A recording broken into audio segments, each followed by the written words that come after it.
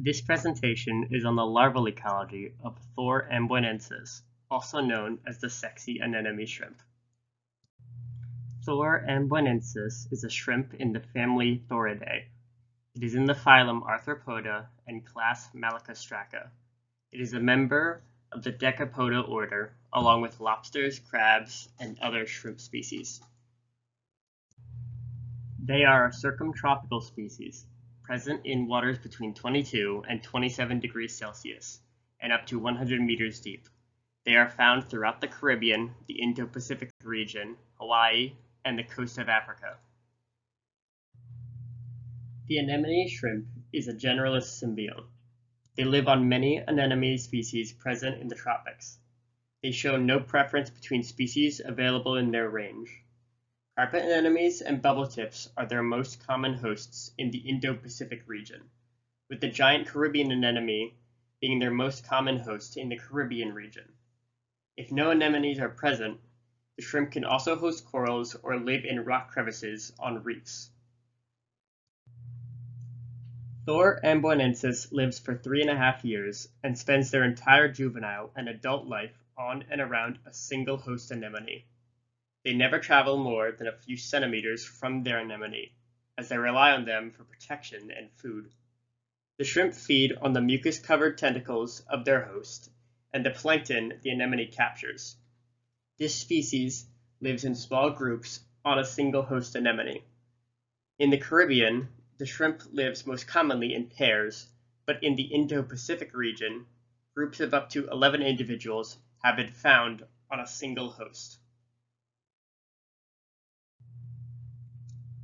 They are protandric hermaphrodites, meaning they mature as males and change to females later in life. They show a promiscuous mating system, with all shrimp on a single host mating with each other. They reproduce year-round and can breed many times over their lifespan. After mating, females hold fertilized eggs under their abdomen, keeping them oxygenated by beating their tail. After 14 days, the eggs are ready to hatch. Females release the hatching larvae into the water column at night, 2 hours after the onset of darkness. The larvae then disperse with the water currents to carry them away from the release site. This timing is thought to allow larvae to escape from planktivorous predators on the reef. Thor ambionesis hatch into a zoea stage. They are planktonic and free-living larvae which develop independent of parental care. The first zoea possesses recessed but functional eyes and one set of legs already formed. Maxillipeds and mandibles are also present and allow the larvae to feed.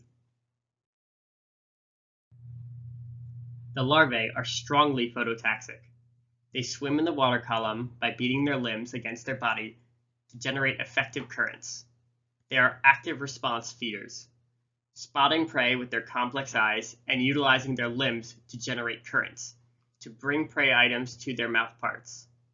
They use their mandibles to chop up prey items, allowing them to consume prey larger than themselves. The larvae are generalists, feeding on many planktonic organisms.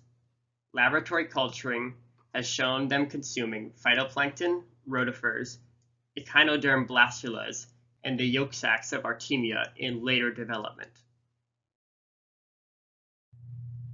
Thor ambionesis transitions through 8 zoea stages during larval development. Each stage lasts about 3 days, taking 24 to 28 days to reach the megalopa stage. Body structures develop and become larger with each molt. New appendages appear and existing ones become more segmented. Some more significant changes include the eyes becoming stalked in the 2nd stage, and the tail fan appearing in the 3rd stage. The 5th pair of legs become functional in the 7th stage, and swimmerets appear in the 8th. The zoea doubles in size from beginning to end, growing from 2 millimeters to 4.5 millimeters in total length. After the 8th zoea stage, the larvae metamorphosize into the megalopa stage. The megalopa possess fully formed legs, and functional swimmerets, allowing it to swim against stronger currents. The duration of the megalopa varies between 5 to 10 days, depending on nutritional availability. When the megalopa reaches competence, it uses its swimmerets and legs to settle on the seafloor in rocky habitats or reefs. After settling on the seabed, the megalopa undergoes final metamorphosis into a post-larval juvenile. It is theorized that Thor ambionesis might utilize visual detection and chemical cues from anemone hosts to locate suitable habitats for settlement. However, actual settlement and metamorphosis occur independent of these cues. Larvae settled and metamorphosized at the same time, both in the absence or in the presence of anemones in experiments. Experiments also show that the shrimp settle first and only search for hosts after metamorphosis. After becoming juveniles, the shrimp do follow chemical cues to locate nearby host anemones. Tests showed shrimp that settled directly onto some anemones were eaten, so juveniles must slowly acclimate anemones to their presence before being able to host them. Juveniles develop further into adults on the anemone, acquiring their coloration and patterns. The total dispersal period of the larvae is 30 to 40 days, defining them as actaplantic. The long planktonic stage of Thor ambionesis allows the species to reach distant reefs for settlement. Because anemones can only host a few shrimp and potential hosts are widely distributed in the tropics, it is beneficial for offspring to disperse away from the parental habitat. It is currently unknown how far larvae disperse in the wild, but regional populations appear to be strongly connected. Such dispersal is supported by genetic studies of the Caribbean population, which showed shared haplotypes at all sample sites with low genetic diversity across the region.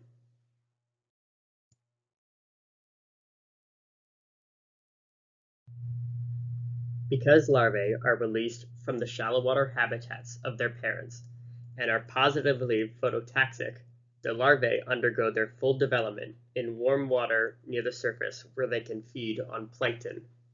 This surface lifestyle makes the larvae most vulnerable to the changing climate, as warmer surface waters could speed up their development and shorten their dispersal period.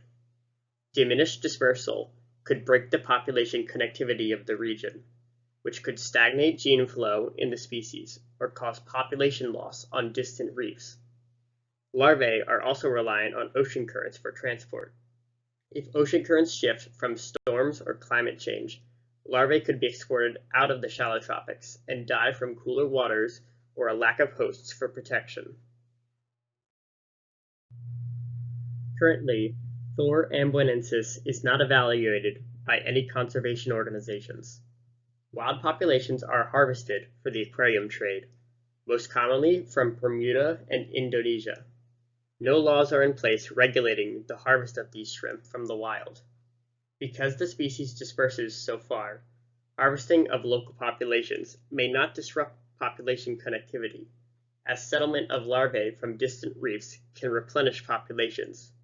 However, in regions with large spatial distribution between habitable sites, local harvesting can impact populations down-current of the harvest site by removing the spawning population. Luckily, lab-based aquaculturing of this species has proven successful, and may stop the demand for wild-caught specimens in the future.